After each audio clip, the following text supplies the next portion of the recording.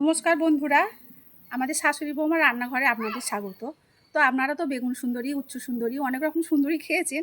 তো আমি একটা আজকে নতুন রেসিপি বানাবো, পটল সুন্দরী। তো আপনারা দেখতে থাকবেন। তো দেখুন বন্ধুরা, আমরা পটলগুলো ভালো করে ধুয়ে নিয়েছি, নিয়ে দু টুকরো করে নিয়েছি। দু টুকরো করে নেওয়ার পর চামচের সাহায্যে আমি এই বীজগুলোকে সব বের করে নেব। এবারে আমি মুসুর ডাল, খেসারির ডাল ভিজে রেখেছিলাম, ওগুলোকে একসাথে মিক্স করে দেব। দেওয়ার পর আমি পটলের বীজগুলো দেব। তারপরে দেব আমি রসুন, কাঁচা লঙ্কা, আদা সব একসাথে দিয়ে এটা মিক্সিতে পিষে নেব। তারপরে নেওয়ার পর ওতে দেব আমি পেঁয়াজ কুচি, আর জিরে গুঁড়ো, লঙ্কা গুঁড়ো, লবণ, তারপরে কালো জিরে দিয়ে এটাকে ভালো করে মিক্স করে নেব। নেওয়ার পর আমি যে পটলগুলো টুকরো করে রেখেছি সেই পটলগুলোর মধ্যে এই পুরটা দিয়ে দেব। দিয়ে আমি কড়াই বসিয়ে দিয়েছি, তেল গরম হয়ে গেছে। তো আমি এগুলো এবার একে একে ভেজে নেব। তা দেখুন, এগুলো ভালো করে উল্টে পাল্টে ভেজে তুলে নেব।